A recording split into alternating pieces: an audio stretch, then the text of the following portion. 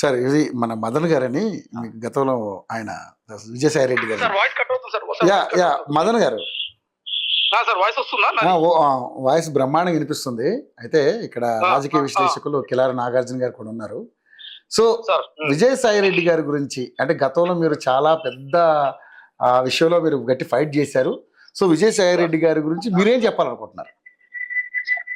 అదే సార్, ఇప్పుడు ఈయన నా ఇష్యూ మొదలైంది మా మిసెస్ నేను దేవాదాయ శాఖ కమిషనర్ గారిని కలిసి ఆ బిడ్డ నా బిడ్డ కాదనే విషయంతో మొదలైంది సార్. అవును అవును.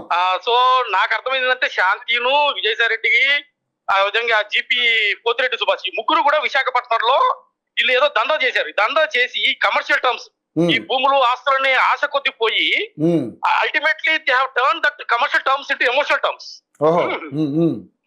ఇప్పుడు ఆ ఎమోషనల్ టర్మ్స్ లో ఇప్పుడు ఒక భార్యను ఇద్దరు ఆడపిల్లల తల్లిని ఈ విధంగా వాళ్ళు మరి ట్రాప్ చేశారో, ఈ అమ్మాయి ట్రాప్ అయిందో లేకపోతే భూముల కోసమో ఆస్తుల కోసమో సంథింగ్ వెంట్ రాంగ్. మొత్తానికైతే నేను ఆ టైంలో నేను అమెరికాలో ఉన్నాను. మధ్యలో నన్ను రప్పించి ఈ బిడ్డ నా బిడ్డ అని చెప్పడము. తర్వాత విజయసాయి రెడ్డి గారు నాకున్న doubt Pothireddy Subhash GP government ఆయన కూడా విజయసాయి రెడ్డి మనిషే. తర్వాత విజయసాయి రెడ్డి గారు వీళ్ళ మీద డౌట్ ఉందనేసి కమిషనర్ గారు చెప్పాను. చెప్తే అది ఆ రోజున న్యూస్ లో హైలైట్ అయింది జూలైలో. వాళ్ళు ఏదో లీక్ చేసుకొని ఇప్పుడు దాని మీద విజయసాయి రెడ్డి గారు తనకి ఎటువంటి సంబంధం లేకపోతే ఈ కెన్ ప్రూవ్ హిస్ ఇంటిగ్రిటీ, తన నిజాయితీని ప్రూవ్ చేసుకోవచ్చు కదా. ఇప్పుడు పెద్ద సభలో కూర్చున్న పెద్ద మనిషి sitting in Rajya Sabha. He might have proved his integrity, rather he is fighting with all people. మరి తప్పు చేయనోడు ఎప్పుడు భయపడాడు కదా. సో మరి ఆయన అప్పటి నుంచి కూడా మరి ఇదే ఫైట్ లో ఉన్నాడు. ఇందులో నాకు చిత్రమైన విషయం ఏంటంటే సార్, ఈ పోతిరెడ్డి సుభాష్ అనే వ్యక్తి అతను డైవర్స్ ఇవ్వలేదు. ఈమె ఫోటోలు దిగాడు, అన్నప్రాసన అంటాడు, శాంతి కడుపు మీద పొట్ట మీద చేతులేసి ఫోటోలు దిగుతాడు. ఇప్పుడు ఈ మధ్య కాలంలో అతను ఏం చేశాడంటే మాకు శాంతికి నాకును నోటీసులు పంపించాడు, నాకు ఆ బిడ్డకి సంబంధం లేదు, మాకు డిఎన్ఏ టెస్ట్ చేయండి అని ఆయన అడుగుతున్నాడు. ఎవరు? పోతిరెడ్డి సుభాష్ రెడ్డి అడుగుతున్నాడు. ఇప్పుడు నేను కాదు పోతిరెడ్డి సుభాష్ కోర్టు ద్వారా పంపించిన సమస్యలు నేను కాదు అంటాడు పోతిరెడ్డి సుభాష్. మరి మిగతా కాకపోతే ఎవరు?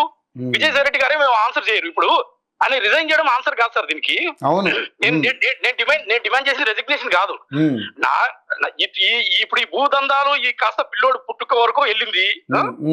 నేను చంద్రబాబు నాయుడు గారిని కలిసినప్పుడు కూడా, లోకేష్ గారిని కలిసినప్పుడు సార్ దీని మీద ఒక షిఫ్ట్ అయ్యండి, లేకపోతే సిఐడికి అప్పచెప్పండి, అసలు ఏం జరిగింది 2020, 2021, 2022 ఈ 3 సంవత్సరాలు విశాఖపట్నం ఏం జరిగింది, షిఫ్ట్ వేసి స్పెషల్ ఇన్వెస్టిగేషన్ టీమ్ వేసి దాని మీద ఈ భూములు ఎట్లా ఆ నెక్సస్ ఎట్లా ఏర్పడింది వీళ్ళ మధ్య, తర్వాత ఈ పిల్లోడు ఎలా వచ్చాడు, ఇదే సార్.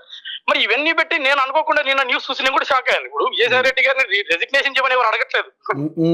మరి ఆయన రెసిగ్నేషన్ భయపడి చేశాడా, లేకపోతే దాని మీద ఏమైనా మీనింగ్ ఉందా, వెనకాల గూఢార్థాలు ఏమైనా ఉన్నాయా, implicit meanings I don't know exactly.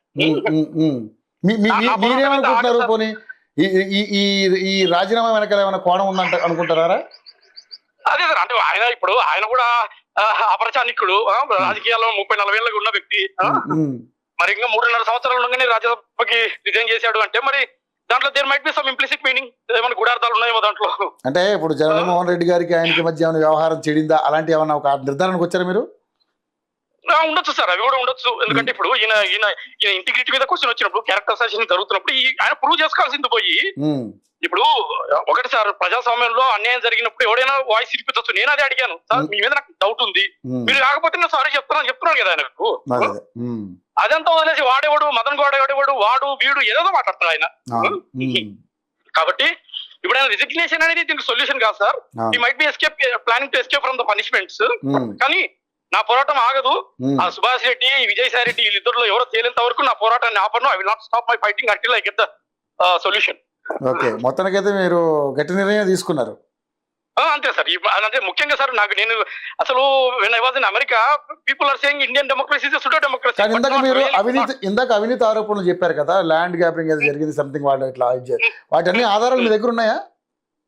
Yes sir. అంటే ఇప్పుడు మీరు మీడియా ముఖంగా కూడా కొంతమంది ఒక ఆయన నా దగ్గర 5 లక్షలు డిమాండ్ చేసి తీసుకున్నారు. ఇప్పుడు అంతెందుకు సార్, ఇప్పుడు శాంతి జాబ్ వచ్చి 3-4 ఏళ్లలో she has earn around 15 crores. 15 కోట్లు ఎట్లా వస్తాయి 4 ఏళ్లలో?